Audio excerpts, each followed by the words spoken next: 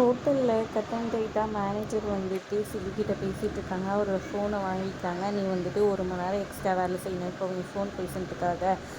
இது என்ன உன் வீட்டு ஹோட்டலா அப்படி இப்படின்ற மாதிரி ஒரு மாதிரி பேசிடுறாரு.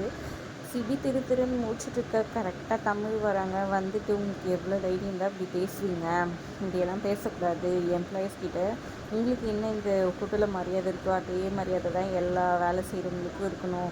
இனிமேல் இந்த மாதிரியெல்லாம் பேசுனீங்கன்னு தெரிஞ்சால் ஜனாமா கிட்ட சொல்லி சீட்டை கிழிச்சிருவேன். இந்த இடத்துக்கு வேறு ஒருத்தவங்க வந்துடுவாங்க. ஒழுங்காக ஒரு ஃபோனை கொடுங்கன்னு சொல்லிட்டு ஃபோனை வாங்கி கொடுத்துட்றாரு. அதுக்கப்புறம் அவர் போயிட்டார். அப்புறம் சிபி வந்து என்ன இறக்கப்பட்டு இதெல்லாம் பண்ணுறியா, இதெல்லாம் எனக்கு நீ பண்ண தேவையில்லை, என்ன நான் பார்த்துட்டு தெரியும், நீ ஒன்றும் எனக்கு இதெல்லாம் பண்ண தேவையில்லை, நான் யாரையும் நம்பி இல்லைன்னு சொல்லிடுறாரு. இதனால் தமிழ் வந்துட்டு சரி அவர் நம்ம மேலே கோவத்தில் தான் இது பண்ணுறாருன்னு சொல்லிட்டு போயிட்டாங்க. அப்புறம் வீட்டுக்கு போனோடனே ஜனாகிட்ட வந்துட்டு பேசிகிட்டு இருக்காங்க. தமிழ் சந்தோஷமாக இது பண்ணி அப்போ வந்து சிபியை பற்றி சொல்கிறாங்க. உங்கள் பேரனை கண்டிப்பாக மாற்றிக்கலான்ற நம்பிக்கை வந்துச்சுமா எனக்கு. இந்த மாதிரி அவர் இது பண்ணார் சொன்னார் என்கிட்டன்னு சொல்லிட்டு சொல்ல அதை கேட்டோன்னே ஜனா ரொம்பவே சந்தோஷமாயிடுறாங்க.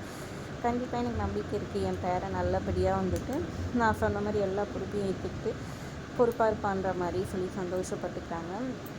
இதே எல்லாத்தையும் சிபியோட மாமாவும் அத்தையும் வந்துட்டு கேட்டுட்ருக்காங்க.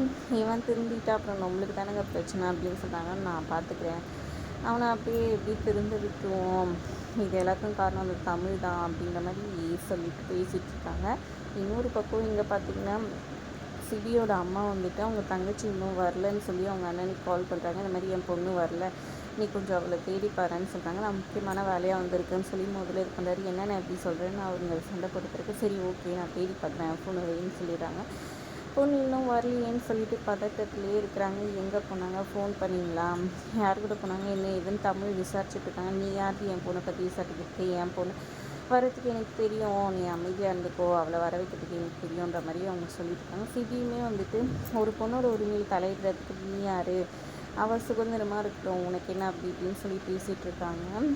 அப்புறமா தமிழ் எல்லோரும் திட்ட ஆரம்பிச்சோன்னா கரெக்டாக ஜானு வராங்க. போதும் நிறுத்துங்க, ஒரு பொண்ணு காணுன்னா இப்படி தான் பதட்டப்பட்டு இது பண்ணணும், தேடணும், கொள்ளணும், இந்த மாதிரி இருந்தால் எப்படி அப்படின்ற மாதிரி கோவமாக பேசிகிட்டு இருக்காங்க.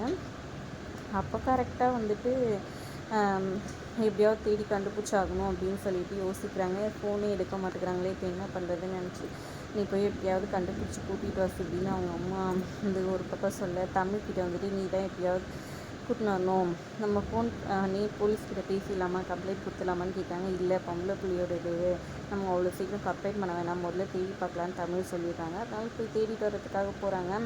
சம்யுக்தாவை போயிட்டு பப்பில் பார்க்குறாங்க. அவங்க குடிச்சிட்டு ஃபுல்லாக போதையில் இருக்காங்க. எங்கே தங்கச்சின்னு கேட்டால் தெரியலன்ற மாதிரி சொல்கிறாங்க. குடி போதையில் இருக்கிறாங்க ஃபுல்லாகவே. அதனால் அவங்கள கூப்பிட்டு அங்கேருந்து போகிறாங்க. சிசிடிவியில் பார்க்குறாங்க. பார்த்தா அங்கேருந்து வெளியே போனது தெரியுது. உடனே சரி இங்கே தான் எங்கன்னா இருப்பான்னு சொல்லிட்டு தேடிட்டு போகிறாங்க. போனால் ஒரு இடத்துல வந்துட்டு அவங்களோட ஹேண்ட்பேக் விழுந்து கிடக்குது. எங்கே போயிருப்பான்னு யோசிச்சுட்டு இப்படி எப்படின்னு ஹீரோயினும் காரில் போயிட்டு இருக்கும்போது கரெக்டாக வந்துட்டு அந்த இடத்துல வந்துட்டு ரவுடிங்க அவங்கள இழுத்துட்டு போகிறத பார்த்துறாங்க. பார்த்துட்டு உடனே வந்துட்டு காரை நிப்பாட்ட சொல்லிட்டு தமிழ் போயிட்டு அந்த ரவுடிங்களை அடின்னு அடித்து அவங்கள கூப்பிட்டுக்கிறாங்க. அவங்களும் மயக்கத்தில் இருக்கிறாங்க ஒரு மாதிரி. அப்புறம் சிபி வந்துட்டு அவங்க 2 பேரையும் அடித்து ரவுடிங்கிட்டேருந்து காப்பாற்றுறாங்க. அதோட எபிசோட் முடியுங்க. தேங்க்ஸ் ஃபார் வாட்சிங்.